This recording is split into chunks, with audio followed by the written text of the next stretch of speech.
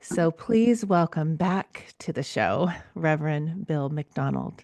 Welcome, Bill. Well, I'm seeing you on screen after seeing you in person. I thought you were much bigger in person. On my screen, you're only this big. So, Oh, I know. I loved it. Just being in your presence, like I was saying just a second ago, it's like such an energy when you get to see somebody in person and really experience your magic. And, I was, like not anticipating, but you've done so much to me in the time I've known you as far as understanding the power we are. I know that we are so much more than what the world has given us to believe or dumb down.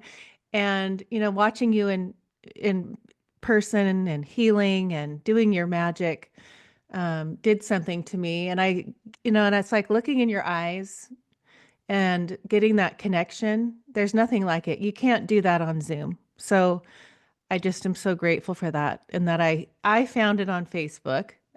Got so excited, sent it to everyone. And then Pontea sends it to me and I said, "What are you talking about?" It's like all these little dots I didn't know she knew you. So it was just a beautiful experience being in your presence. So thank you. well, thank you. I'm going to be coming back down probably next month. Uh, Somebody's offering their house up to do something. I'm finding that as I do these events, a more imminent, what's the word I'm looking for? Imminent, a Intimate. intimate, cozy crowd. Uh, I have better results. And for what I'm doing, because if I want crowds, I'll go back to India. I mean, I could get huge crowds in India. Uh, but I'm looking for certain people, as I talked about. I think I discussed it at the thing. I'm really looking for, you'd call them teachers. I'm calling them uh, messengers. It's a Hmm. little different thing. Maybe it's not as fancy as title, but I don't want people going out there thinking there's something special, because we're all special. And I need people that are humble, that I can give stuff to and carry it out. And if they're professional, into the healing arts, great, charge. There's no problem on that. I can't, I've realized I can't expect to find somebody like myself that wants to just, no, it's free, take it. No, I'll fly there. No, I'll do it. And I just show up and I give and I give and I give and I give. That is not the norm. And I can't expect that of others, especially younger people, because they got mortgage payments. They got, God knows they got to eat, and they got Right. families. And so I'm telling people, well, you know what? If that's your business and that's what you're into, it, great. And people should appreciate you and reward you and all that kind of stuff. But I'm looking for people that want to give, and at the highest levels, it's all about love. So I'm finding people out there. I looked, I ain't gonna find anybody that's gonna go live in a cave in the Himalayas for a month. I mean, it's something I would do, but they're not gonna. Maybe. And 40 days fasting, and 2 or 3 days meditation, they fall over and drop. I mean, nobody's gonna do these things. So now I ask somebody, do you meditate? They go, yeah, 2 or 3 days a week, 20 minutes. I go, that's a start. Okay. If they have compassion and love, I can get them on that road. Trying to find somebody that's compassionate and loving that's the art of this whole thing. And that's why I'm going out, and I'm going back to England. I was just talking to you before we recorded. I'm going back to the England probably October, and to the Harry Edwards Healing Foundation, where they train healers there. And they got a 2-year course, and they certify them and everything. And it's a 30-acre mansion that's out in the Oh, country. wow. It's just beautiful in England. But I was there last year looking it over and talking to them, and they would like to have me come and train their trainers. So give them another tool. Right. Well, explain that to me because say, oh, Reverend Bill, sign me up. What does that like? How do I see you're so there's so much of a healing power to you. I know you see it in all of us because we're all one. But when you say you want to train, like if you died in a few years. You need people to withhold this legacy. Yep. So explain that because I watched you and I said, okay, do I tell the person to look me in the eyes and feel the energy like you did? Like, explain that. Yeah, it's an excellent question because I'm looking for people to carry the message of love and the message of self-healing. Yep. I haven't really run into too many people that just gotta go look me in the eyes again. I haven't run into anybody like that. I mean, I look in the mirror and I see it, but uh, I'm sorry, that was egotistical, That's but okay. I couldn't resist. But uh, I'm not looking for that level right away because it's like teaching somebody Reiki, and all of a sudden in one weekend's course they're master Reikis and they're Right. they're waving their hands, and I've had a lot of healers, energy workers, and I'm going zero. My scale, the needle doesn't move. It's like, and the people, well, they want to put their hands on me and help me, and I'm going, the frequency is so down. I would have to come down lower to get Mm-hmm. charged from them, and I don't want to hurt their feelings. It's like if I, so what you're asking is a question I'm asking myself. Here's the deal. I'm trying to impart the hunger and the knowledge for it. And most of these people may not be ready for years, or they'll be ready to carry out the message and preach love and teach people to self-heal. Now, them actually healing people, that's a self-call. But I've seen a lot of people out there that think they can, that there's nothing there. And then I met some very humble people that the potential is just really great. Mm-hmm. So it's at all different levels, but ultimately it gets down to self-nomination. You think you're capable of something like that. And then surrendering the ego. I'm not a healer. First thing's got to go, Right. not the healer, and make the people their own healer. And people have trouble with that because I'm an energy healer. I'm whatever, and it's like, and I go, no, you don't do nothing. Now, I say that tongue in cheek, but I also know that, yeah, I've melded bones together, but it's through the belief, the cooperation, and the surrender to me by that person. I Mm-hmm. can't do anything. Well, I say I can't do anything without the cooperation. That's 90% true, but we'll let it go at that. Have a deeper question, but you have to pull the healer out of each person. You have to pull the teacher out of each person. You have to get them to the point where they look in the mirror and they say, "Oh, I am my own teacher. I'm my own healer. I love me. I forgive me." And if I can get people to carry that message will heal. It's the message that'll heal. So Right. the person has to take their ego and go, okay, Reverend Bill says, it's not me, but I'm doing this, but it's not me. Okay, that's a start.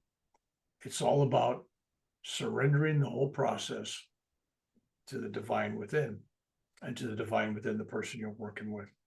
So that sounds like, what do you mean? It's like one of those Zen questions that there's no answer for.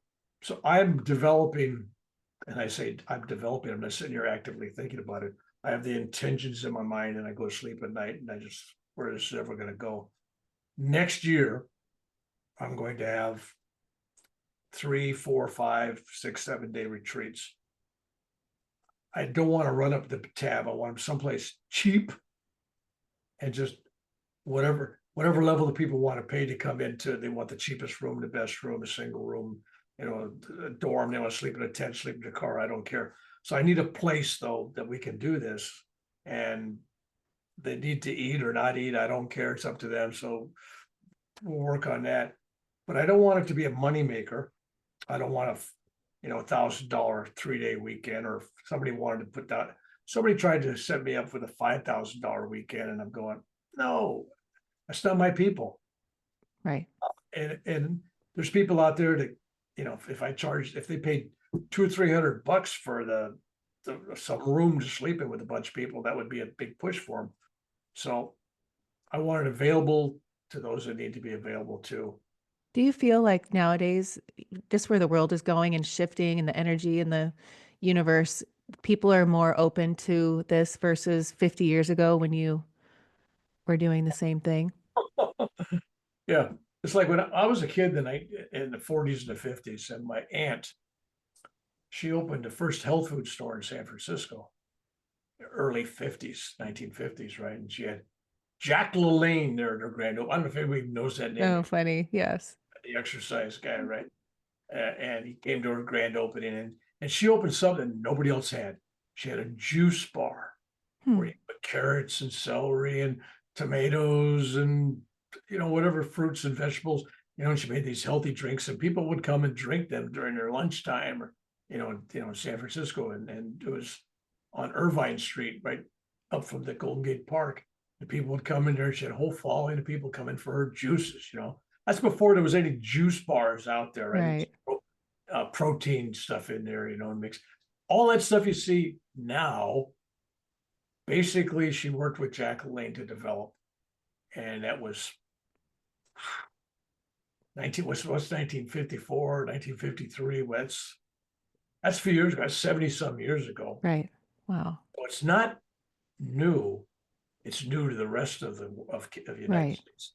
But San Francisco, she was like the first one, and then she was a reflexologist, and she worked, on the fall, Hmm. on the feet, the various pressure points and all that stuff. I'll tell you how healthy she was she was still working. She sold her store, and she was working at somebody else's health food store in her late 70s, maybe 80, late 70s. And she got run over by a car, and they took her in, and her spleen broke open. But she'd been so pure in her diet and everything that, there's all those poisons. The operator on the morning, and the evening, she says, "I'm going home. I got to go work tomorrow." She checked Hmm. herself out of the hospital after losing her spleen. Wow. I went to work the next day at 77, 78 years old. That's pretty tough, right? It's like she set a pretty good example. So, yeah. So that's that kind of dedication to physical health. I'm looking for that for dedication to spiritual health, mental health, kind of all together. So the people I'm out there looking for have to have this inner burning, this helping hands. They want to reach out and give something and do something. But I don't want them to starve. I don't want them to have a house and a car and a phone. Right. So You know what's interesting? In my naughty palm leaf reading, I know we talked about yours in the first interview, but so I have been in my meditations, in my automatic writing, manifesting a healing center. And when I was in my 30s, I had a day spa in Carlsbad, and I just started it with nothing.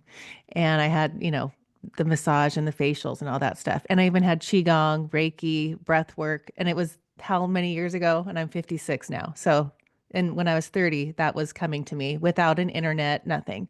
So, in my automatic writing, it keeps saying that spa is practice. Now you're going to open this healing center. So I had been doing this whole visualization. I do it in my mind. I get my reading from the naughty palm leaf people. He comes into my 50, right, like how they do the times of your life, like 56 to 62. He says, "I see a healing center." I said, "What?" Like, I said, "How did you know I was thinking about that?" Like that is so now, even with that confirmation, so it's like so in my blood, in my mind, and so, and I see where the world is going. I just did Reiki 1. I'm getting ready to do Reiki 2 just to have that experience. I don't know what I just was drawn to this woman, but I just I see I mean, the sound, the frequencies, the things that I do for, when you watch what the sound does and the vibration of the water, people are waking up to that. My interviews have become so much more in depth that way versus even 2 years ago. Right. I think you're right on the path, and I think you're the kind of people that would carry on what I am. What I'm trying to do, I got one more book coming out this year. After that book, I'm going to write basically a manual. Like, here's a whole, here's the And when you buy a piece of equipment, they give you the owner's manual. Mm-hmm. It's gonna be like an owner's manual for the soul. And I don't know what kind of title will be, something similar to that, but basically it's like, okay, Reverend Bill, how do we do this? How do we go about, how do we pray? How do we meditate? How do we heal? How do we do? Because there's a lot of stuff out there that I'm doing that inspires. That's one thing. Mm-hmm. So I got all these people going, well, you've inspired us to action. Now what action? Like, so it's like I'm bringing people in because they're really going, yeah, we really want to know. And so my next thing is to develop that. And so I'm going to be putting this thing together. Maybe you'll be help me find a cheap place where we can do this. I have places. Yeah, because I don't want costs that I have to add on to everybody else. Right. And so I Uh, it's going to be really simple. But here's the deal: I need time together with people. You shared a little bit of time, but if you can imagine spending a week with me, reading or meditating together. Some of my greatest lectures have no words. Mm-hmm. It's like, what does he mean by that? That's the stupidest statement I've ever heard. It's really true. I've learned more in India when I'm hanging around gurus that never say anything. No questions. No, no, we just sit. Mm-hmm. We sit by a campfire at 4 a.m. And all the young people go to bed. It's just this old two guys out there sitting under the stars, and in India, it's just like, and I learned more in those last couple hours when everybody's gone. It's just the two of us without saying a word. That's the power and the magic of vibration. So it's like, think of yourself as a tuning fork. Your job is to get in tune with the messenger, the teacher, whatever. I don't want to elevate myself past just a message, because people said, "Oh, you're the messenger," and I said, "No, I'm a messenger." Whole Mm-hmm. different thing. Lots of messengers, and you'll find some, and you've trained with people, and you say, "Oh, that's." But as your vibration and energy level changes and starts moving up, and you become a greater a greater cup to hold light, right? Where the light just escape, it's radiating everywhere, eyes everywhere. It's just this light. And then you begin to really change. And these little desires that you have, like now, like, oh, maybe a healing center. And well, how'd that energy, how's that getting picked up in my reading? Well, first off, let's just go back to that for a second. Realize that all time is now. When you went in to get your reading, the rishis 2,500, 3,000 years ago, whatever rishi you had that was writing that, was being dictated to and writing it at the time you're getting your reading. Crazy. Mm-hmm. Simultaneously happening. Okay. Mm-hmm. So it looks like it's a stretch of time. It's the same. Right. So it's not like a big, thus my title of my book, I Remember Tomorrow. Remember Right. tomorrow is easy. It's remember where I put my damn keys or my reading glasses. That I can't tell you, but So sitting in that circle in that room with you and listening to, there was one woman that had a story, of her disease, and she talked about it. And when I hear people talking about their disease, I just know they're just okay, then there you go. Your word is your wand. You're the magic fairy that's going to keep that disease going because that's what you believe. And so I'm a very sensitive to people telling their stories. So when I was listening to her, I was like, oh, well, no wonder you've had it for 50 years because that's what you keep talking about. and you notice I didn't feed that too much. I No, you didn't. tried to pull her away from that.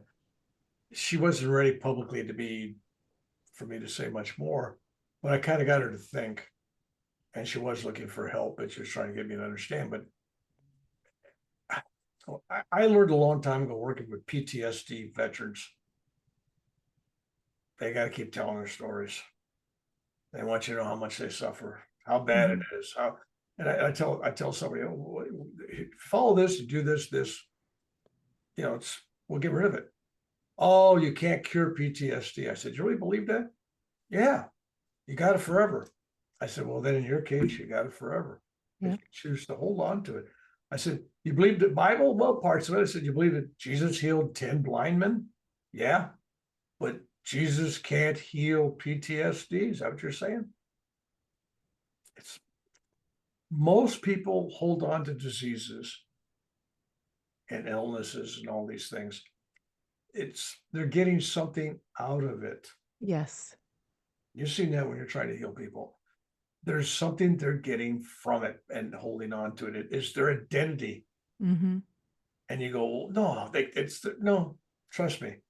I've seen people that they're sick and then, well, I don't have to worry about going to work. I don't have to worry about, I can lay around because I got an excuse. I'm sick. I mean, there's always something, there's always a benefit. People care for them and they're babied, especially if you got a child, if the child is really pampered and they're always, and they grow up and, well, when I need a hug, I'll just have to get sick and I'll get a hug. Right. How did That's, you heal? How did you, as a father with your children, what was that like when they were sick, or how did you handle that? well, the story of my daughter's kneecap, right? About our ski Yeah, accident. You can yeah. share that, but that, Well, it's just like watching you as a dad and thinking, you know, what an amazing experience to be your child to watch their father. well, you know what? Here's the thing. In my household, you're never a prophet in your own home of any. Right. Trust me, it's just dad. But my children, that was my greatest gift. Um, and now I'm finding out that grandchildren are even a greater gift Oh, my because mom says that too. it's all about giving love. And with my children, my problem or the good or the bad of it, uh, I'm a child myself, so it's like let's play. I mean, it was like anyway, but nobody teaches you to be a parent. And that's another whole issue. I was working with people in prison, and these guys are in jail, and they're trying to do something with their kids that are teenagers that haven't seen them in 5 years. They've been in jail. I go, you can't go out and tell these kids what to do. You have to be Right. there. You got to grow with them. The whole thing with being a parent is your job is to give them tools to handle the world. But honestly, after about 12 years old, the tree is bent. Yeah. And having come from a family where there's 6 kids, so and I'm in the middle, all raised the same, all different. Hmm. It's what you choose to make of your life. People like to blame their parents. Oh my God, my parents did this, they didn't. I hear complaints from people 85 years old or older complaining about what their parents did to them when they were in high school and and at 8 years old. And I'm going, still complaining? How long Right. have they been dead? Well, they've been dead 50 years, and you're still complaining. Right. Trouble is, we have children grow up to be adults that are all needy. They never got enough hugs. They never got enough, you're okay. You're all right. I love you. They get a parent that's angry and says, you're stupid. You're ugly. You're never going to amount to anything. Nobody will ever love you. You know, so when they come to me, first thing I do is I look at that part of them. And that's why first thing I attack is the basic foundation of everything, loving yourself, spiritual health, mental health, physical health. That's the foundation. And without self-love, you can't have self-healing. It's that vital. Hmm. You can't give what you don't have. So everybody's going, I do weddings, on a marriage counseling, the whole minister thing. But uh, I try to tell people, if you go to the marriage thinking it's 50-50, you already failed. It's 100% Hmm. each of you. Yep. Don't count on the other person. They're not your clown. It's not a circus. They're not there to entertain you, make you happy. What's Did that? you have that understanding when we got married so young? Well, I was 23, so that's not too god awful young. I Well, mean, I didn't till I was 36, so oh that's probably what I'm comparing it to. yeah, and my daughter was almost 30, and then my son was, I guess it was his late 20s, maybe 30. I don't know. It's nobody gets married young anymore. It's not the thing. Right. But um, I've I've been married now 55 plus years. I know at least 55 years. I know being married sometimes it feels like 150. I'm sorry. My wife's not around. Marriage is a beautiful thing. And in my new book, uh, Cosmic Chronicles, one of the questions I decided to do a bunch of spiritual essays from questions I've been asked. And somebody was asking me about they wanted to be a monk or, go to a cave in India and stuff. And I'm going, I said, if everybody did that, who's going to raise the spiritual children in the world? Who's going to uplift this planet? The times for individual monks to go out there in the world with a begging bowl and having to be taken care of by everybody else and live alone and do all these things, it's gone. What the world needs now are householder saints, householder yogis. We need people that teach their children to meditate, to pray, to uplift, and make an available room for spiritual children to reincarnate into or to Hmm. carnate into. And so that's kind of where I'm going. I think this next few hundred years or thousands of years, we really need householders out there. We don't need any more people living in some monastery or a cave. It's not serving the purpose of this planet right now. Now we need active doers engaged in work in the world and still being able to withdraw at night and do their meditations and stuff and work with them from a place of spiritual strength. Right. And they do that by realizing that whoever they work for, whatever they do, it's their attitude about what it's doing. For example, if you believe that you're working for God, even though it's some company, boss, but you're not working for that boss, you're working for the God within that boss. You're working for the divine. So if you do everything in service to the divine, your job is it's like going to church every day. Whatever you're doing, it doesn't matter. It's all Hmm. for love and service. And if you're helping your customers, well, customers are God, the God within them. So if everything's done for the divine within everything, then your life is a different level. It doesn't. Right. So I don't go to these I don't like these graduation speeches from all these famous people. Go out there and find your passion and only do that. And everybody goes out. They all want to be podcasters and media people and play musical instruments. And I'm going, somebody's got to sweep the floor. Somebody's got to build a house. Somebody's got to do the plumbing. Somebody's got to do something. Come on. Right. I So it's agree. not what you do, it's the love in which you do it. So it Hmm. doesn't matter. Right. I agree 100%. My oldest is in first year of college and, taking these classes that mean nothing. And it's kind of like, she's like, Mom, this doesn't even, I don't even interest me. And and I feel like where we are in this world now, there's so many things that people can do without having to go to college, like, I mean, they can go get plumbers, you can be a janitor, whatever. People like that are needed. But More when I so, hear that, it's just so she gets, I feel it's not a waste. When I say waste of time, that's just another couple words to say, but I feel like her time spent in these classes where she could be spending it with something that she's really excited about, loves, would be a game changer. yeah, but it's my thing is love the one you're with, love what you do, love where you live.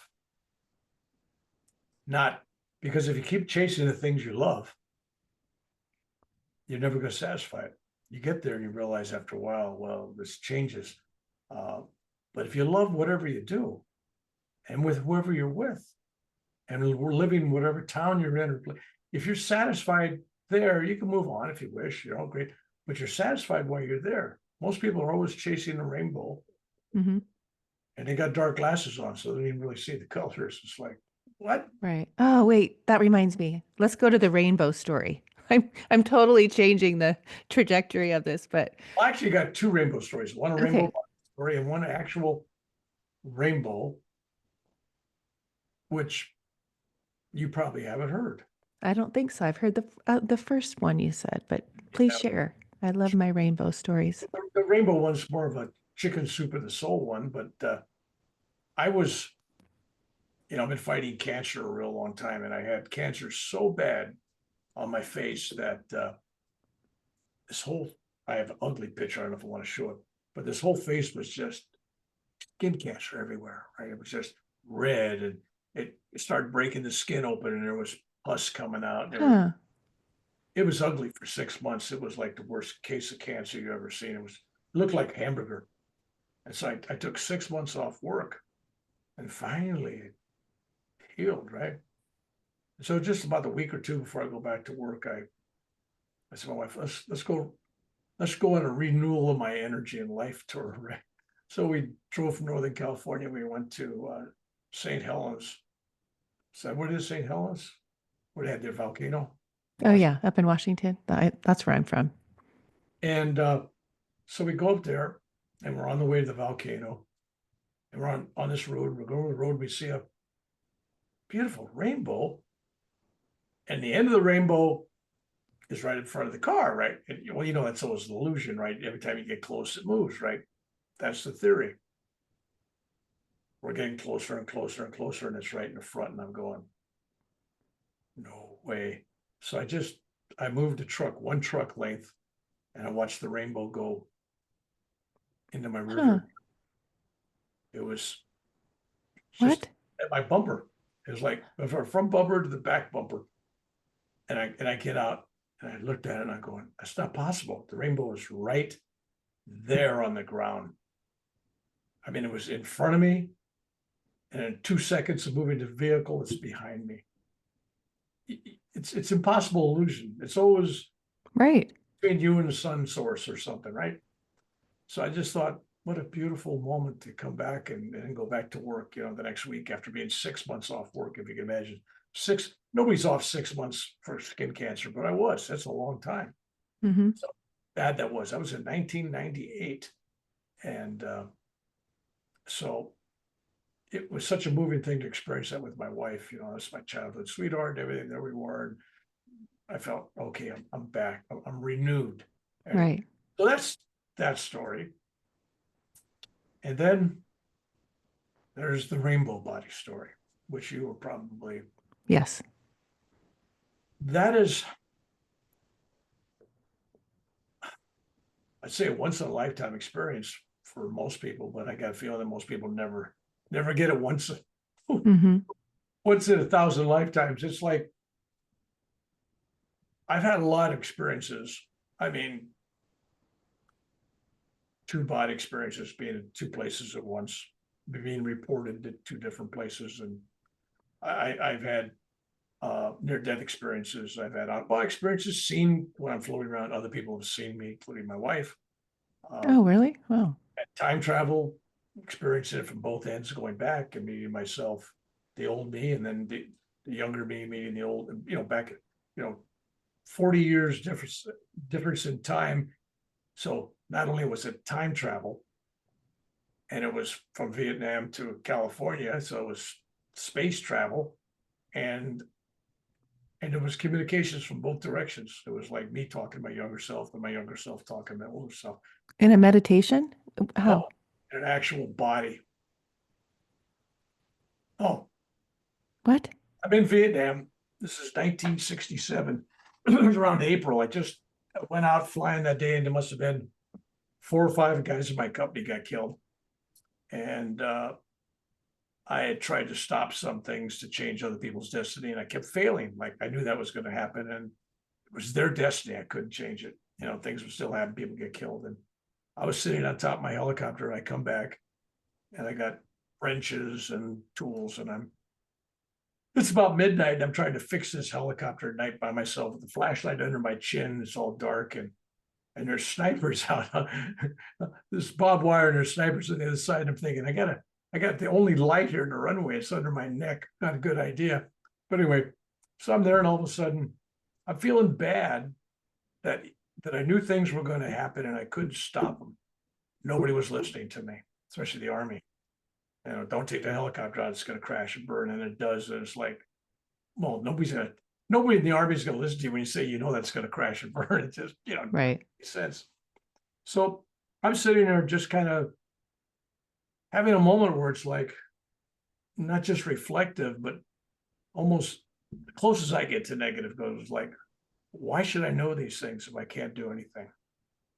What's the purpose of knowing what's happening tomorrow?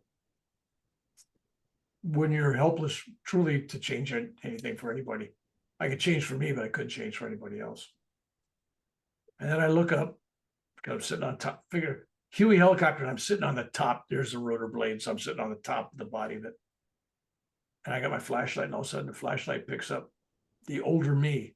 I'm seeing me at like 48, 50 years old with a beard. Huh. Eyeball to eyeball at this guy, and this guy is saying, "Hey, kid, hey, when you get to be older, you realize you can't change that. You got no control of anybody's." And I was having this long conversation. It's in one of my books. It's a philosophical conversation from the older me to the younger me, and the younger me says, "I understand, thank you." And then it's gone, but it was a body. It wasn't a vision. It was a body. And then that was 1967. And then 2010 or 11 or someplace around there, 40, 50 years later, I'm in bed. I was meditating and I was worried about my daughter. I knew something was up, something was going to happen, accident on the highway or something. I've been praying all night and everything. And then I'm out of my body. Now I'm the old me sitting on that helicopter looking at the young me when I was 21. I'm going, been here before. Except last time I was there, I was giving advice. This time I look at the younger guy and the younger me, and I'm having this from both directions. I'm in one consciousness and the other consciousness is a flow. I mean, it's really out there. And they're both me, but time and space and everything, different dimension. And the younger me says, "Hey, we just had this conversation. Last time you told me only focus on," and I gave myself the lecture from the younger me to remind me what the older me had said. And we both, yes. Okay, so last time we had this conversation, we're in agreement. All right, great. And then I wake up into bed and so I started praying for my daughter because I felt there was something happening. She was accident coming or something. So it was like, I'm looking at the clock and it's like 1:30 in the morning or something. And I'm meditating. Felt like about an hour. And I look at the clock, it's still 1:30. I meditate. It feels like it's an hour. Still 1:30. I'm going, it can't be. The clock ain't moving, right? It's finally, I'm meditating, and open my eyes and it's 6:30. Like the clock just went 6:30.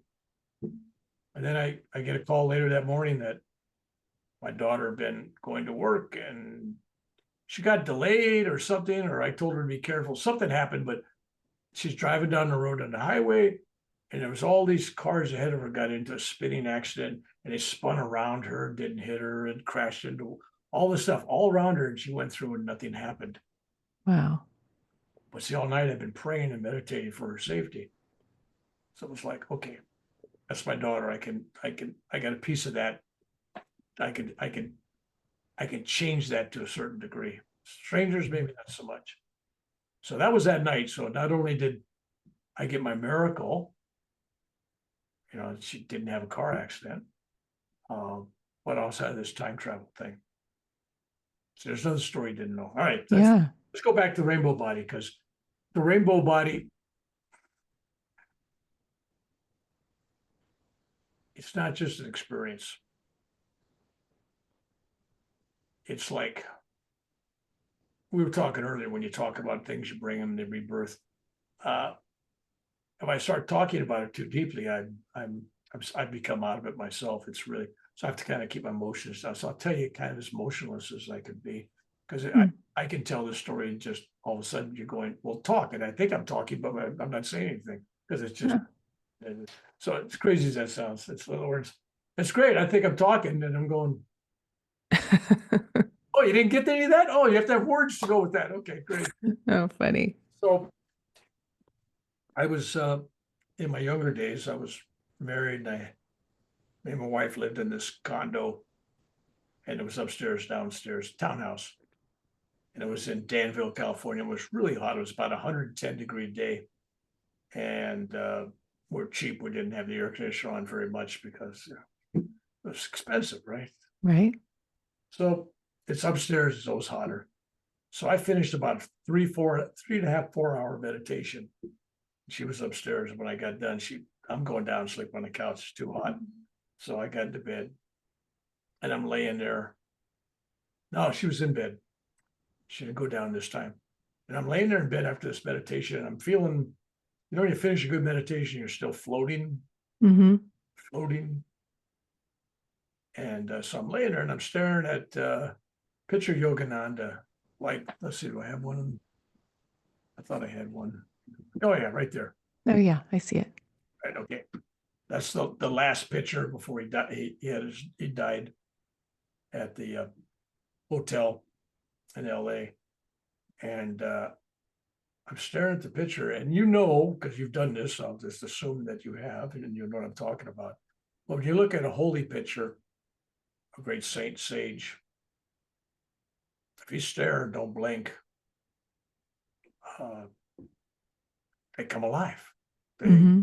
their head is, it's like, what's the word I'm looking for? Like you go to Disneyland and little heads inside the crystal ball with holographic. It's almost like a holographic.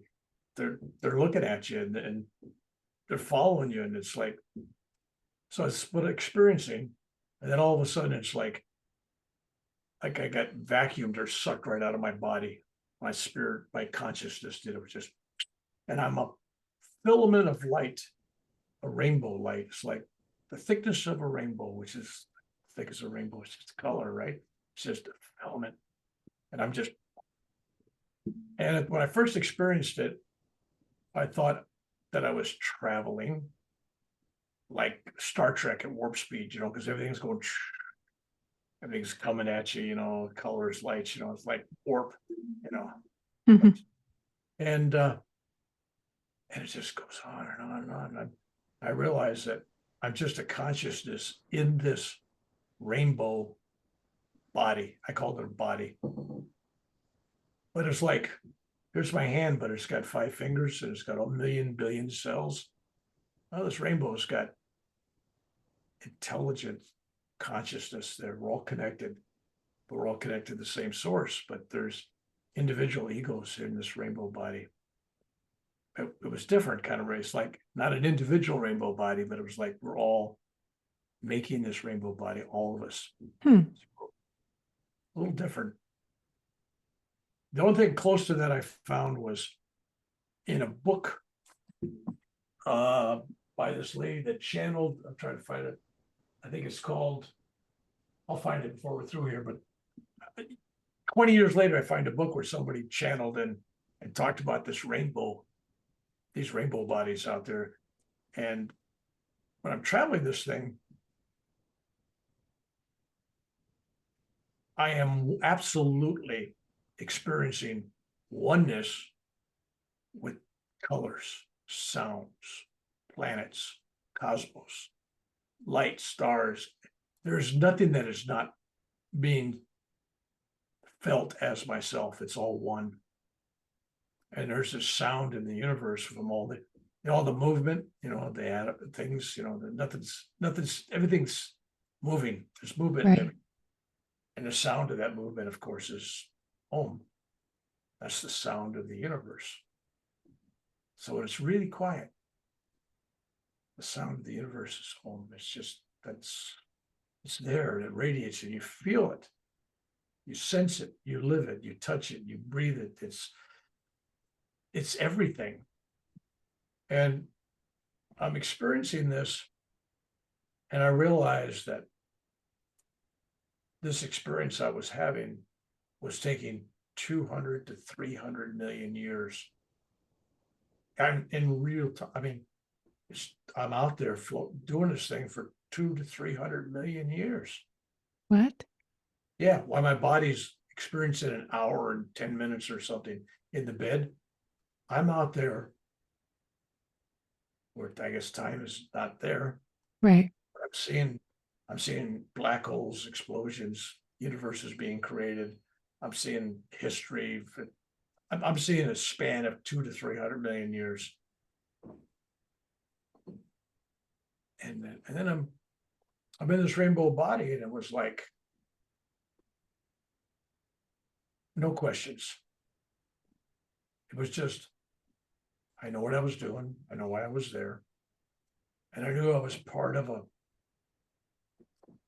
fellowship, a group, a consciousness, a family. I don't know a particular word to give it, but it was a group of these souls whose job was to periodically incarnate on Earth and maybe some other similar planets, whose job was to spiritually evolve those planets they went to, especially Earth.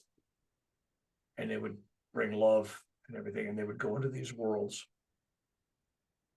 with no knowledge of who and what they were, coming in bare naked, bearing no karma, but choosing, because you have to have karma to have a body, so choosing to take on karma and to take on disease and suffering and pain so they could experience being human. And the jobs of all these people was spiritual upliftment, changing the vibration and frequencies of the people there to elevate the plant. And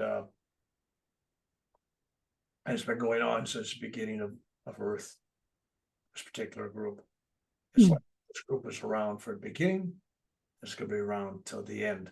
And these same souls will just keep recycling and recycling and coming back for pain and suffering and do whatever they got to do, and remembering who they are only in their last years of their life, having a vague sense of purpose, but not really realizing that truth until later. So that was a sense of it. And all that sounds crazy. So that makes a good book. It would make a good book if it was fiction. Mm-hmm. And then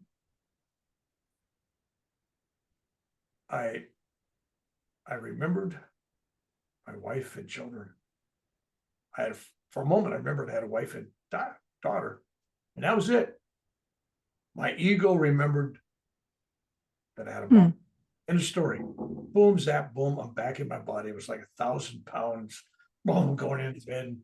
I'm laying there and I just bawling like a baby for an hour. My wife going to, what the heck happened to you? Right. It was just, and I kept coming back and I kept saying, I still haven't come to grips with what I meant. But for over an hour or two, I kept saying, I'm not me. Hmm. I'm not me anymore.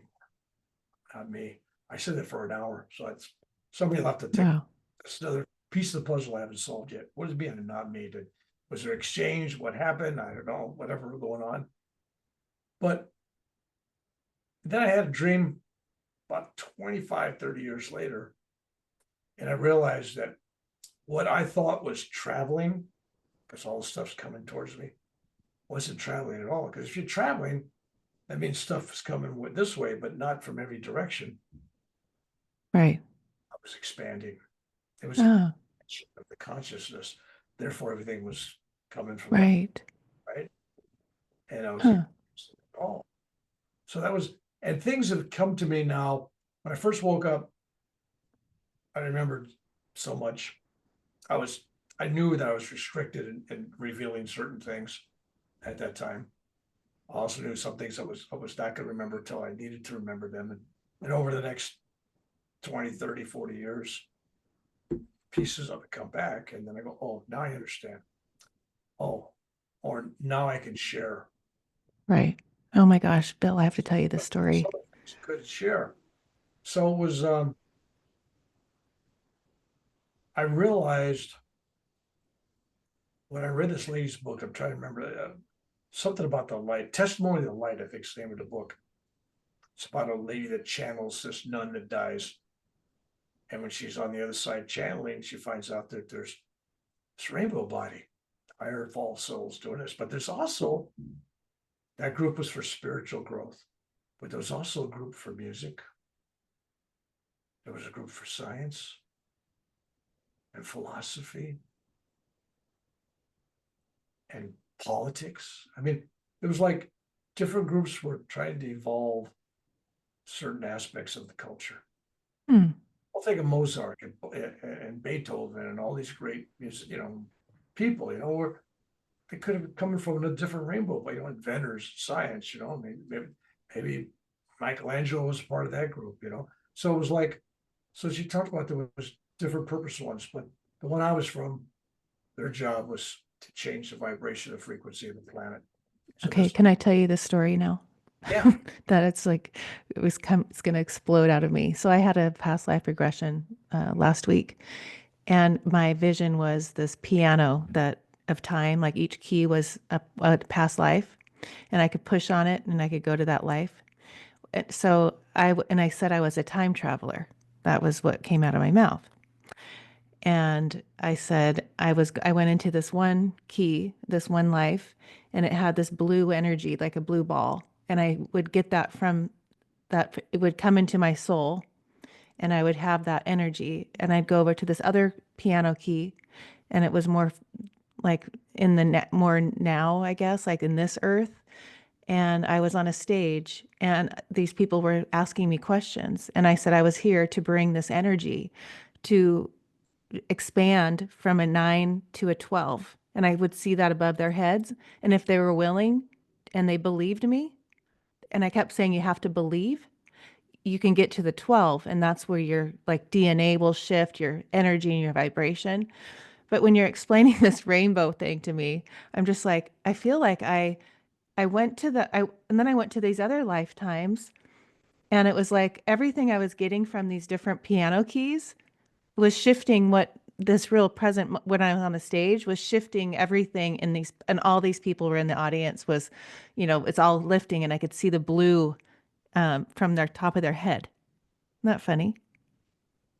blue is the color of healing. You know that What's the color? blue Blue. Oh, okay. was healing color. And so when you're really healing somebody, sometimes you'll see, like I didn't know why the lady's eyes went from hazel to blue. Oh, right. You know that story. Maybe you don't. I Uh, do. You told us in when okay. last weekend. So blue, just like touching the blue feet of the lotus, the lotus feet of the guru. It's always blue, blue Krishna, blue, all whatever. So blue is a significant color. It's a color of healing, especially at spiritual level. So yeah, it's all these things happen to us, and even dreams are symbolic. Realize that most of your learning takes place when you're sleeping, so-called sleep. And that's why when people are sleep deprived, how terrible it is on them, because you can't live without sleep.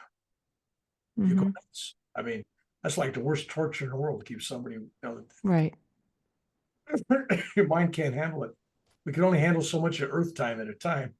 We have to escape. But it's our higher self that plays games with us and creates these visions and things. And so, um, So you, in your belief, so when we're sleeping, where our soul is like leave is going somewhere. yeah, of course, if you're on drugs, that's a different story. If you're drunk when you go to bed, different story. If you're a violent, like nasty, mean person and a lot of anger and a lot of hate, uh, but your higher self is trying to slip between all that garbage and teach you something. Sometimes violent, terrible people have nightmares. They're only way the universe is going to get their attention. Hey, look, you're causing a disruption in the vibration and frequency of the world. Everybody's adding their part, good or bad. Everybody's adding their part. So yeah, we're all this. I tell people, it's like, oh, I go, no, don't. You know what? We're all one. They don't get it. So it's like, I wish I could hear like you. And I look at them, I'm saying, we're all one. What Hmm. part of that don't you understand? It's like, Right. come on. It's it's it's it's just us. And we we have trouble seeing ourselves as any kind of savior, any kind of teacher, any kind of guru. We don't believe in us. Because if you really believe in God, then you believe in us theory. You believe it all's one. And if you're all one, then you're God. It's all one consciousness. And when you reach that level, all this other stuff is petty. It doesn't mean anything. Right. You don't like what somebody's doing. I don't like what's happening in politics. Great. But I also know that every one of those crazy politicians out there eventually going to be a Buddha. And when you visualize that, you got to go, that changes it. Hmm. Not now. And they're doing stuff I don't like now, but they're not condemned. It's not a forever. Do you Ultimately, believe that this reality is an illusion or a dream? what reality? I don't believe in reality. Well, in this life, what you as you, What you think is reality, it's just God dreaming. So there's only one dreamer really, but each of right. our little individual egos think, no, there's billions of us out here, and okay, fine. It's like I don't believe it. People say you believe in reincarnation. I said no, I don't believe in reincarnation. What? No, no, no. You've told stories. I said I don't even believe in incarnation. Right. But if you believe in the ego and you believe that you have a self and you have a history and you attach to all that, well, then you believe in birth and you believe in pain and suffering and joy and peace and love and death. And then if you believe in death, then you believe in after death stuff. You believe in heaven, hell, all the rest of the stuff. None of it is, it's all, when you wake up, there's nothing there. It's just God. And if God is just love and we're sharing one consciousness, maybe that's all God is, just this one consciousness loving itself. Simple as that. You get crazy, and it's an old man. He's got a beard. He has a child. He has Jesus. Nobody else. He's got this, that. He has chosen people. He has other people he hates. Destroys these guys. Sends these people over here to hell forever because they didn't please him, because they used his name in vain. Shame on them. So if you believe that, you follow the whole path of all that stuff, and you're still not in trouble, because in the end, we all wake up. Doesn't matter. Right. That's the part that people don't get. Believe it. I don't fight anybody. You want to believe that? Great. Doesn't matter. Right. You want to be that for religion? Okay, great. Show it. So, and that in your naughty palm leaf reading was because this was my last life at the end when they tell you. What does that mean to you? Like what? Well, first off, there's an ongoing process of awakening, and you got different levels. Okay.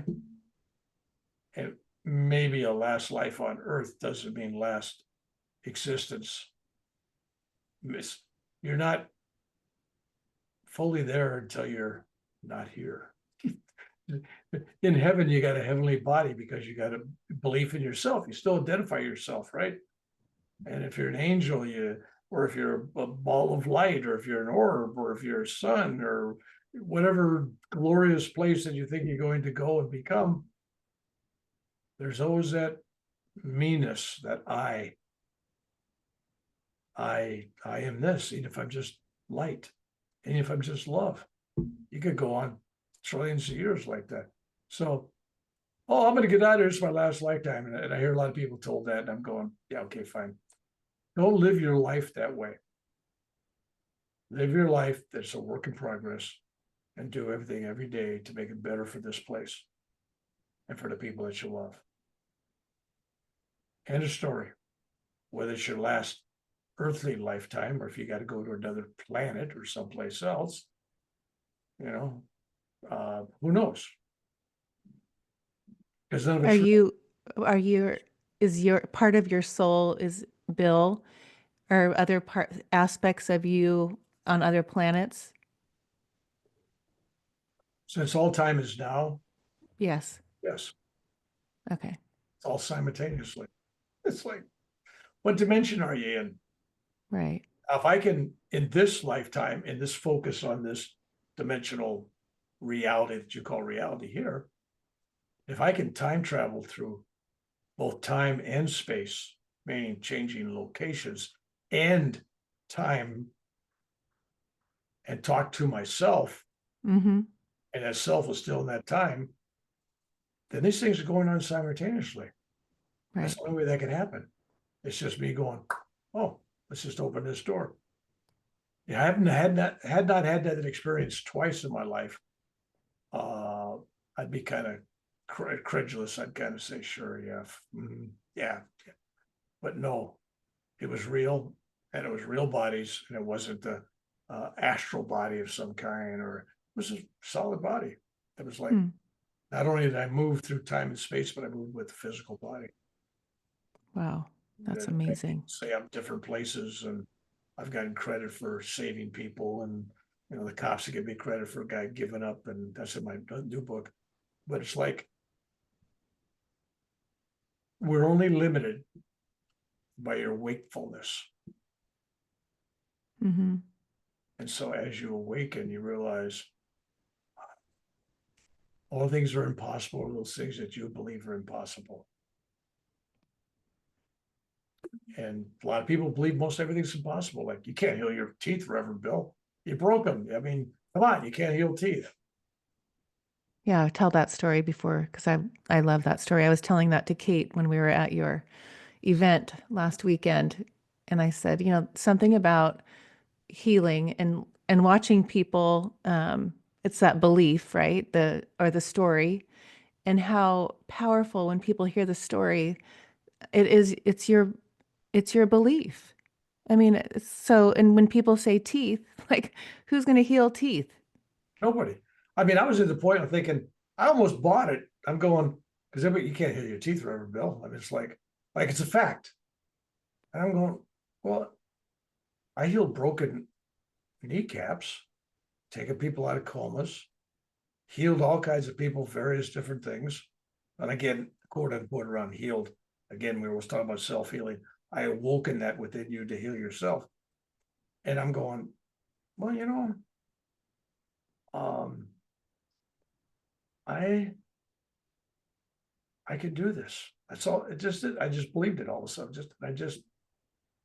And then I did it. Then the following week, when I had a bad back go out, uh, and my back was bone on bone in the spine, it was just, it lost an inch and a half. I had great pain.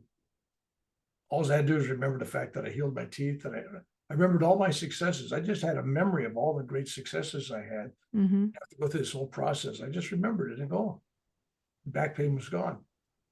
The memory of the healings was all it took to take care of the back pain. Was I it back? bet. I believe that. Back still crooked, it's still out of whack, but there's no pain, so yeah, Right. I can live But I with it. believe that. We tell the story just about how you broke your teeth, and then we'll end. Well, the tea story, and it actually had a continuing part down there after the event. Uh, I bit into a pitless broom, or pitless date. I think it was a date. And obviously it wasn't pitless because I really bit down on it and it broke 2 teeth, 2 molars, and one down below it. So there's 3 broken teeth. And when you looked in the mirror and kind of, looked at it and everything, there was like, one of them is 3 pieces separated. They're at angles and they're pushed down into the gum, into the nerve. The other one's broken at least 2 times. And the one down below is several times it was broken, multi pieces. So great pain. If you ever had tooth problems before, it's just, you breathe in that air Right. nerves. It's like, whoop, but the actual broken teeth is sticking down, quarter inch or half inch into the gums. I mean, they're like, wow. So I finally found a dentist 3 days later. I'm in pain for 3 days. I go in and he goes, x-rays and says, hey, you got a broken teeth. I got to pull 3. That's no question. I got to take 3 teeth out. Okay. Says, looks like I'm probably gonna do root canals on 3, because you messed them up, it's messed up. Okay, then I'm gonna drill holes in there and screw these metal spikes in there, and screw a tooth on there. And I said, okay, let's do it. And I'm about as nervous as I am right now. I just go do it. So I never worry about anything until it actually happens. Mm-hmm. It's like jumping out of an airplane. If you have a parachute, you don't think about it until you actually falling. And then it's like, oh, it's too late. I'm already falling. I might as well. I'll worry about the ground when I get there, right? So it's the same thing with life. You just, oh, it's already happened. Good. All right. So I go in there and the guy's got him and his partner, 2 dentists, they're waiting for me. He says, here's what we're going to do. And he's got all this tray of wicked looking tools, man, things to extract the teeth, Mm. and things to cut. And I mean, it's just, and big needles and all this stuff and a tray to collect the blood. And I mean, it's just, I'm looking at it thinking, this is really cool, man. This is going to be interesting. I'm going to try to film this. No, you can't film it. I said, okay. I was going to film it. Hey, this is my mouth. No. It makes them nervous. They don't want a lawsuit, I guess. So it was supposed to take all morning. About 45 minutes, 50 minutes later, he's done. He's got a wax, one of those wax strings, in between Dental floss. dental floss. And I go, what the hell is dental flossing? I'm looking at the tray. He hasn't pulled anything, hasn't cut it. There's not one drop of blood in it. There's nothing. No crowns put in, no fillings put in. I'm going, what's he using? Super glue? What's going on here, right? So he says, well, I'm done. I was like less than an hour, right? And I'm going, this whole day was set up with two, the other dentist didn't even come in. And I'm going, well, what happened? He says, well, I'm sorry, but I didn't pull your teeth. Well, okay, I can forgive him for that. Okay, that's all right. I'll keep them. And he goes, and I didn't give you any root canals. Okay, I can live with that. Thank you.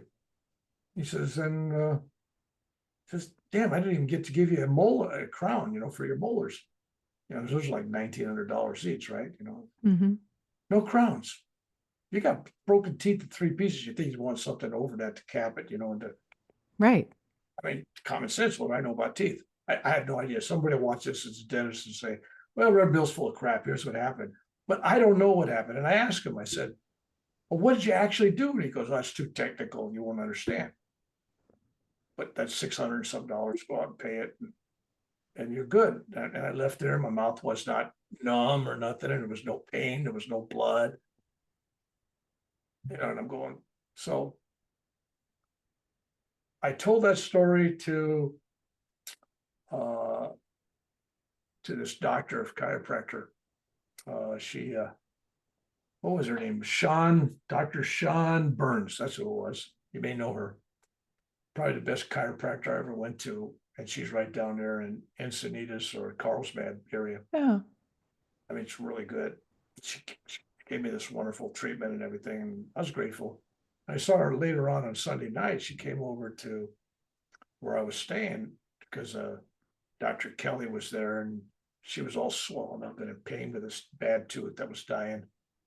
And he gave her something to take care of the swelling and take care of the infection. It was really painful. She was practically in tears. I watched her. I didn't say nothing because he was going to take care of her. And I'm just eyeball. Remember, we talk about eyeball healing with looking. I'm looking at her the whole time, and she gets ready to go, and I go, sit down for a minute. I'm going to tell you a story. And I told her that story. And then I did hands on, and touched her jaws. She was in great pain up to that point. She goes out to her vehicle, and then like a minute after she's out the door, they're getting a text message from her and says, I'm pain-free. Pain went away as soon as she got in her car, So, and I guess it was still pretty pain-free the next day. I'm assuming I didn't have that much time to really work on her, so she probably got some of it back. But the initial, if I could have had her for longer, I probably could have killed all the pain. But just her hearing the success story, Mm-hmm. a little hands-on, she got rid of the pain. So that video is out there. I talk about it on, and I was posted. I had over 100 some people say that they reduced their mouth pain or their anxiety of going to the dentist, and everything went better than expected. Nobody said they healed their teeth. I mean, I gotta be honest with that, nobody but me. But pain, yes. And that's huge. Oh, it's huge. No, I just, so when you, when you, what you didn't say about the story that I want to make sure people understand was that when you left the dentist and he said he had to give you 3 root canals, but he didn't have time, you had to go back home. Yeah. He didn't have an appointment for you Oh, yet. wow. Yeah. You didn't tell everybody that you said, well, if I can heal the rest of my body with love, I'm just going to send my teeth love. Yeah. See, that's what happens when you're like me and you just go, it's nobody's interested in this story. It's an old story, right? Like, But you missed the part that yeah, the we're, whole thing about, yeah, because I had to wait 3, 4 days before I go in there. So I just put my hands on my cheeks, and I love my teeth. I love my gums. And 3 or 4 minutes, pain was gone. I could eat, I could chew, I could drink ice water, nothing. So when I basically walked in there and he's got the x-ray saying I got to do all that stuff, I'm pain free when I walked in, and I was open to whatever was going to happen. But apparently it may have been healed already. mm-hmm. So I'm not sure exactly what he did. I've never had a Oh, dentist tell me it's technical. They'll tell you, no, I did this, and not just be vague. right. It's funny, right? Like, what's he going to say? Well, your teeth are fixed. Uh, I polished them. I don't know, but it was. So I thought it was interesting because the teeth with my tongue, I could move the pieces around. Right. I could pull them out if I wanted to. I mean, they were loose. Nothing. Pain gone. Everything gone. Wow. I love it. So it's one of Mm-hmm. those stories that sometimes, because you said it's like you in person, it's different than on the video, but I found that people watching my video from around the world, literally from around the world, if they watch my videos, uh, some of them are experiencing miraculous stuff just watching them. Mm-hmm. I That's the believe that. power of belief and faith. Mm-hmm. Uh, they believe what I'm saying. And I used to think, well, this whole thing is placebo, but it's not, because with groups, I've done remotes for people who aren't there, and the people don't know they're getting the prayers, they don't know anything's happening, and yet simultaneously, as we send this energy out, something happens to them. So positive, their pain's gone, things happen. So healing 100% based on power of love. Yeah. You go, well, placebo. You know what? You don't have to believe anything I say. People come to me, they don't even speak English. But the power of love, if I get them to open up their own love for themselves, they will heal. When somebody says, well, can you heal me? I got this. I'm going, if you ask, the answer is no, because obviously you should be in the grateful mode.